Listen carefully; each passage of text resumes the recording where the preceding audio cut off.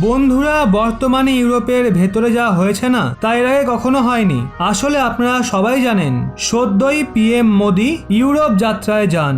সবার প্রথমে উনি গেছিলেন জার্মানি, তারপর ডেনমার্ক এবং সেখান থেকে প্যারিস। এর মাঝে ইউরোপের অনেক দেশ যেমন নরওয়ে, আইসল্যান্ড, ফিনল্যান্ড, সুইডেন সব দেশগুলো বলে, পিএম মোদি আপনি আমাদের দেশেও আসুন, আমরা আপনাদের সঙ্গে বাইলেটারাল বৈঠক করতে চাই, অনেক বিষয় নিয়ে আলোচনা করতে চাই। কিন্তু ভারতের তরফ থেকে পরিষ্কার বলে দেওয়া হয়, পিএম মোদির যে শিডিউল রয়েছে সেটা প্রচন্ড শক্ত, আমরা আপনাদের কাছে ক্ষমা চাইছি, পিএম মোদি আপনাদের দেশে ভিজিট করতে পারবেন না। এখন সেই জন্যই দেশগুলো পিএম মোদিকে বলে, ঠিক আছে আপনি আমাদের দেশে আসতে পারবেন না যখন, তাহলে আপনি ডেনমার্কেই থাকুন, আমরা সমস্ত দেশের প্রধানমন্ত্রীরা একসঙ্গে মিলে আপনার ওখানে যাচ্ছি, ডেনমার্কেই নয় আপনার সঙ্গে কথা বলবো। আর আপনারা স্ক্রিনে দেখতেই পাচ্ছেন, নরওয়ের প্রধানমন্ত্রী, ফিনল্যান্ডের প্রধানমন্ত্রী, সুইডেনের প্রধানমন্ত্রী এবং আইসল্যান্ডের প্রধানমন্ত্রী তারা সবাই ডেনমার্ক পৌঁছান স্পেশালি পিএম মোদির সঙ্গে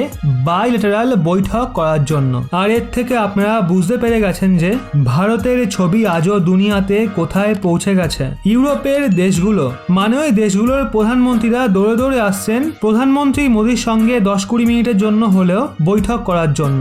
মানে সবাই বুঝতে পেরে গেছে যে ভারত পাওয়ার হাউস তৈরি হয়ে গেছে আর ভবিষ্যতে সুপার পাওয়ারও হবে। কথাটা যদি এখানেই সীমিত থাকতো তাহলে কোনো ব্যাপার ছিল না, কিন্তু কথাটা এখান থেকেও আরো এগিয়ে যায়। আসলে পিএম মোদি গেছিলেন ডেনমার্ক, আর ডেনমার্কের যে প্রধানমন্ত্রী ছিলেন ওনার সঙ্গে কথা হওয়ার ছিল।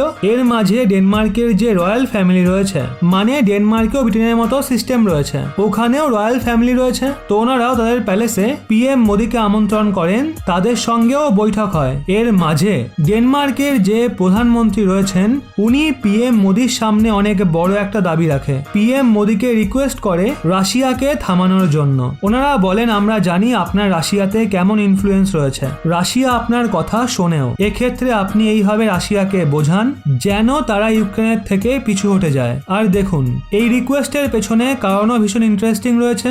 আপনি এটা ভুলেও ভাববেন না যে ওই দেশগুলোর ইউক্রেনকে নিয়ে অনেক চিন্তা রয়েছে, সেই জন্য ভারতের কাছে অনুরোধ করছে রাশিয়াকে বোঝানোর জন্য। আসলে এর পেছনে তাদেরও স্বার্থ রয়েছে। আসলে রাশিয়া গত কিছুদিন ধরে এই যে দেশগুলো রয়েছে নরওয়ে, ফিনল্যান্ড, সুইডেন, ডেনমার্ক, তাদেরও হুমকি দিচ্ছে, যদি ইউক্রেনকে হাতিয়ার দিয়ে বা কোনো অন্যভাবে সাহায্য করা হয় তাহলে যুদ্ধের আগুন আপনার দরজা পর্যন্ত পৌঁছাবে। ওদিকে ফিনল্যান্ড, সুইডেনকে তো সরাসরি হুমকি দিয়েছে, যদি ন্যাটোয় সামিল হওয়ার ব্যাপারে ভাবেনও তাহলে রাশিয়ার সেনা আপনাদের দরজার সামনে এসে হাজির হবে। এক্ষেত্রে তারা চায় এই যে মামলা রয়েছে সেটা ইউক্রেন পর্যন্তই সীমাবদ্ধ থাকুক, রাশিয়া যেন যুদ্ধকে আরো বেশি না ছড়ায়। কিন্তু আমরা সবাই জানি তারা যতই রিকোয়েস্ট করুক ভারত তাদের মাঝে ঢুকবে না, এটা তাদের মামলা, তারা নিজেরাই সামনে নেবে। ভারত শুধু আর শুধুমাত্র নিজের স্বার্থকে দেখবে। কিন্তু এটা শুধুমাত্র একটা এক্সাম্পল যে ইউরোপের ভেতরে ভারতের এখন কি প্রভাব রয়েছে। আজ থেকে কিছু বছর আগে ইউরোপে ভারতকে কেউ কদর পর্যন্ত করতো না, ভারতকে নিয়ে কেউ ভাবতও না, কিন্তু আজ ভারত অন্তর্রাষ্ট্রীয় মঞ্চে এক বড় সঞ্চালকের ভূমিকায় রয়েছে, যার কাছে সবাই রিকোয়েস্ট করেও। ইউরোপে ভারতের এমন ইমেজ নিয়ে আপনাদের কি মতামত অবশ্যই কমেন্টের মাধ্যমে জানান।